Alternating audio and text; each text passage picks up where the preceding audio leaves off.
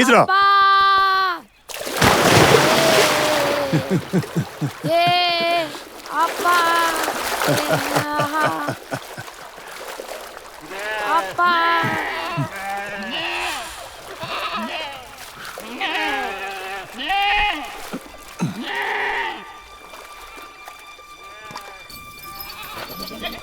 ಲೇ ದೊಡ್ಡ ಗಂಗಾಧರ, ಬೇಗ ಬಾ ಬೇಗ ಬಾ.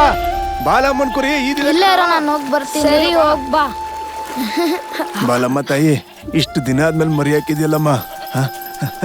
ಬಾ ಬಾ. ಏನಾಯ್ತಪ್ಪ? ಬಾಲಮ್ಮ ಈಗ್ತದಳೆ ಕಣ. ಮೆಲ್ಲಿಗೆ ಮೆಲ್ಲಿಗೆ ಹುಷಾರು.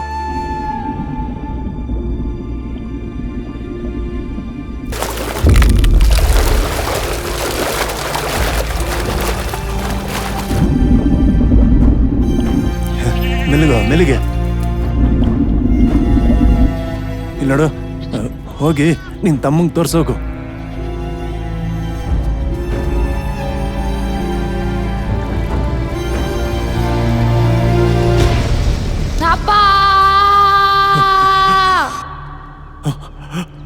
ಚಿಕ್ಕ ಗಂಗಾಧರ,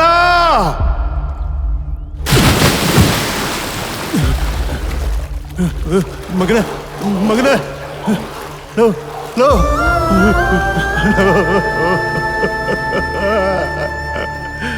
ನನ್ನ ತಮ್ಮ ಚಿಕ್ಕ ಗಂಗಾಧರ ನನ್ನ ಕಣ್ಮುಂದೆ ಸತ್ತಿದ್ದನ್ನು ನೋಡಿ ತಡ್ಕೊಳಕ್ಕಾಗ್ಲಿಲ್ಲ.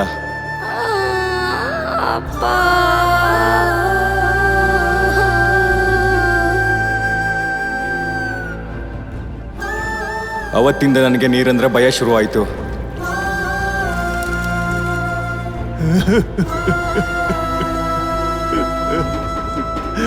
ಅಮ್ಮ ಬಾಲಮ್ಮ, ನೀವೇ ಕಾಪಾಡ್ಬೇಕಮ್ಮ.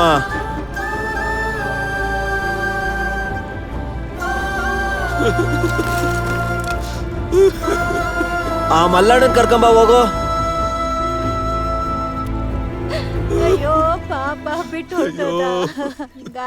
ನಮ್ಮಪ್ಪ ತಮ್ಮನ್ ಶವನಾಗಿ ಬಿಟ್ಟೋಗಿದ್ದನ್ನು ನೋಡಿ ನೋವಿನ್ನೂ ಜಾಸ್ತಿ ಆಯ್ತು. ಈಗ ತಗೋ ಮಲ್ಲಣ್ಣ, ಬಾಲಮ್ಮನ್ ಮೇಕನ ನಿಂಗೆ ಒಪ್ಪಿಸ್ತಾ ಇದ್ದೀನಿ. ಹುಷಾರಾಗಿ ನೋಡ್ಕೊ ಇನ್ಮೇಲೆ. ಬೇಡ, ಈಗ ತಾನೇ ನನ್ನ ಚಿಕ್ಕ ಮಗ ಸತ್ತೋಗಿದ್ದಾನೆ. ನನ್ ಮುಟ್ಟಿದ್ರೆ ಮೈಳಿಗೆ ಆಗೋಗುತ್ತೆ. ಅದನ್ನ ನಿನ್ ದೊಡ್ಡ ಮಗ ನೋಡ್ಕೋತಾನೆ, ಹೋಗ್ಬೇಡ ನೀನೀಗ. ಅಷ್ಟಕ್ಕೂ ಸಾವು ಮುಖ್ಯನಾ, ಊರವ್ರ ಪ್ರಾಣ ಮುಖ್ಯನಾ? ಹಿಡ್ಕೋ ಹಿಡ್ಕೋ, ಮಾತಾಡಿದ್ ಸಾಕ್ ತಗೋ. ಮೊದ್ಲು ಇವನ್ ಮೇಲೆ ಅರ್ಶಿನ ನೀರ್ ಹಾಕೋ.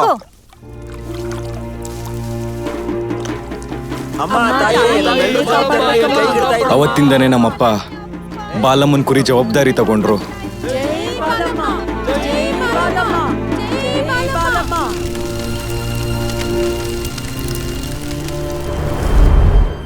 ಮಗ, ಈಗ 5-6 ವರ್ಷಗಳಿಂದ ಈ ಊರಿನಲ್ಲಿ ಮಳೆ ಯಾಕಾಗ್ತಿಲ್ಲ ಅಂತ ಗೊತ್ತಾ? ಈ ಊರಿನಲ್ಲಿ ಇಷ್ಟೊಂದು ಸಾವು ಯಾಕಾಗ್ತಿದೆ ಅಂತ ಯಾವತ್ತಾದ್ರೂ ಯೋಚನೆ ಮಾಡಿದ್ಯಾ? ಬಾಲಮ್ಮ 100 ವರ್ಷಗಳ ಹಿಂದೆ ನಮ್ಮೂರಿಗೆ ಒಂದು ಭಯಂಕರವಾದ ವ್ಯಾಧಿ ಅಂಟ್ಕೊಂಡ್ಬಿಡ್ತು. ಆ ರೋಗನ ತಡ್ಕೊಳಕ್ಕಾಗ್ದೆ ಜನರು ಪಡ್ತಾ ಇರೋ ಪಾಡ್ ನೋಡಿ ದೊಡ್ಡ ಪಟೇಲ್ರ ಕೈಲಿ ಏನು ಮಾಡೋಕ್ಕಾಗ್ದೆ ಅವರು ಸುಮ್ಮನಾಗ್ಬಿಟ್ರು. ಹೀಗಿರುವಾಗ ಜ್ಯೇಷ್ಠ ಅಮಾವಾಸ್ಯೆ ದಿನ ಒಂದು ಅದ್ಭುತನೇ ನಡೆದೋಯ್ತು.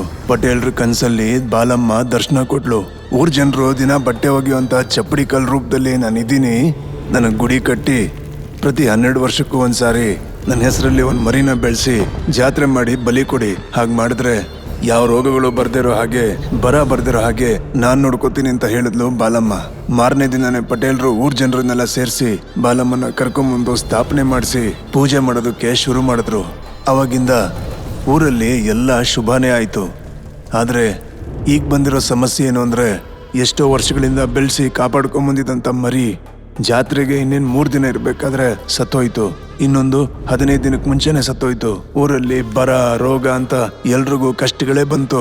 ನಮ್ಮ ಹಿರಿಕರ ನಿಯಮದ ಪ್ರಕಾರ ಈಗ ಈ ಮರಿ ಹುಟ್ಟಿದ್ಯಲ್ಲ, ಇದೇ ನಮ್ಮ ಕೊನೆ ಅವಕಾಶ. ಈಗ ಈ ಮರಿನ ಕಾಪಾಡುವಂತ ಜವಾಬ್ದಾರಿನ ಊರ್ ಜನ ನಮಗ್ ಕೊಟ್ಟಿದ್ದಾರೆ. ಅವ್ರು ಹೇಳ್ದಂಗೆ ನಾನು ಕೇಳಿಲ್ಲ ಅಂತಂದ್ರೆ ಅದು ಧರ್ಮ ಅಲ್ಲ ಅಲ್ವೇನೋ? ಅಪ್ಪ,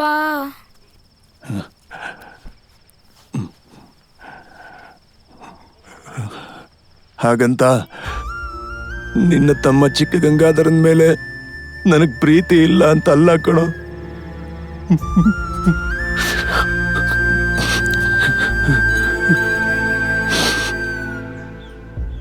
ಏನ್ ಸರು ಈ ಕಡೆ ಬಂದಿದ್ದೀರಾ? ಏನಿಲ್ಲ ತಾತ, ಈ ಊರಲ್ಲಿ ಯಾವ್ದೋ ರೋಗ ಬಂದಿದೆಯಂತಲ್ಲ. ಇದು ರೋಗ ಅಲ್ಲ ಸಾರು, ಇದು ಶಾಪ. ಬಾಲಮ್ಮ ತಾಯಿ ಕೋಪಗೊಂಡೋಳೆ. ರಕ್ತ ಪರೀಕ್ಷೆ ಮಾಡ್ರಿ ಎಲ್ಲಾರ್ದುನು. ಎಲ್ರು ಸಾಲಾಗಿ ನಿಂತ್ಕೊಳ್ರಿ. ಅಬ್ಬಾ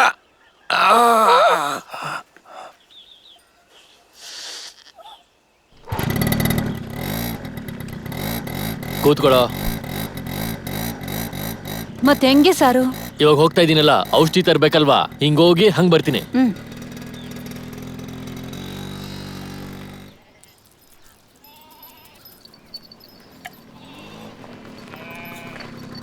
ಏ ಮಲ್ಲಣ್ಣ, ಹೇಗಿದ್ಯಪ್ಪ? ಚೆನ್ನಾಗಿದ್ದೀನಿ. ಅಲ್ಲ, ಊರಲ್ಲೆಲ್ಲ ಹೇಳ್ತಾ ಇದ್ರು ಕೇಳಿಸ್ಕೊಂಡೆ, ನಿನ್ ಚಿಕ್ಕ ಮಗ ಸತ್ತೋದಂತೆ. ಅವನು ಬಾವಿಲ್ ಬಿದ್ದು ಸತ್ತೋದ. ಅದೇ ಊರವ್ರಿಗೆಲ್ಲ ಅಂತ ಬಾವಿ ಕೊಟ್ಟವ್ರಲ್ಲ ಅದ್ರಲ್ಲ. ಹೌದು ಕಣಯ್ಯ. ಅಲ್ವೋ, ಎಚ್ಚರಿಕೆ ಬೋರ್ಡ್ ಹಾಕಿದೀವ್ ತಾನೆ, ನೋಡ್ಬೇಕಲ್ವಾ? ನಿನ್ ಮಗನಿಗೆ ಓದಕ್ ಬಂದಿದ್ರೆ ಈ ರೀತಿ ಆಗ್ತಿತ್ತೇನೋ? ಇವನಾದ್ರೂ ಓದಿಸ್ತೀಯೋ ಇಲ್ಲ ಹಂಗೆ ಕುರಿ ಕಾಯಿಸ್ತೀಯೋ? ಏಯ್ ಏಯ್ ಟ್ರ್. ಆ, ಈ ಕಡೆ ಬಾ, ಈ ಕಡೆ. ಓದಿಸ್ತೀನಯ್ಯ. ಏನೋ ಹೆಂಗೋ ಈ ಪಟೇಲ್ರ ಮಧ್ಯೆ ಅದ್ ಹೆಂಗ್ ಓದಿಸ್ತೀಯೋ ಏನೋ. ಏಯ್ ಹತ್ಕೊಳ. ಓದಕ್ ಬರ್ದೆ ಪ್ರಾಣ ಕಳ್ಕೊತಾವ್ರ ಇಲ್ಲಿ.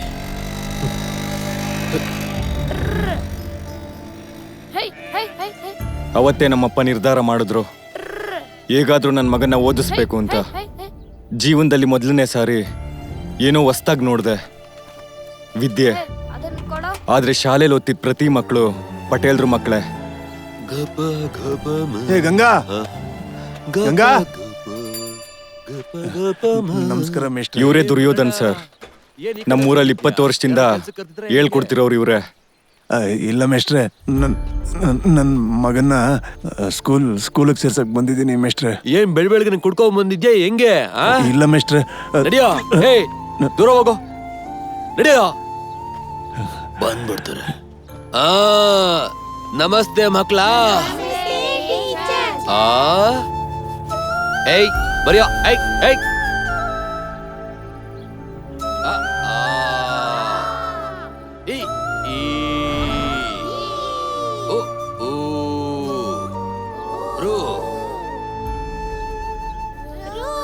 ಅಯ್ಯೋ ಬಕ್ಕು ಜರುಗು ಮಲ್ಲಣ್ಣ. ರೈಟ್. ಎಲ್ಲ ಓಡ್ಬೋದು.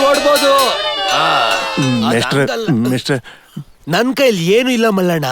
ಪಟೇಲ್ ಏನ್ ಹೇಳ್ತಾರೋ ಅಷ್ಟೇ, ಅವ್ರ ಏನ್ ಹೇಳ್ತಾರೋ ಅದನ್ನ ಪಾಲಿಸ್ತೀವಿ ನಾವ್ ಅಷ್ಟೇ. ಅಲ್ಲ ಮೇಷ್ಟ್ರೆ, ನನ್ನ ಮಗ ಓದ್ಬೇಕು ಅಂತಿದ್ದಾನೆ.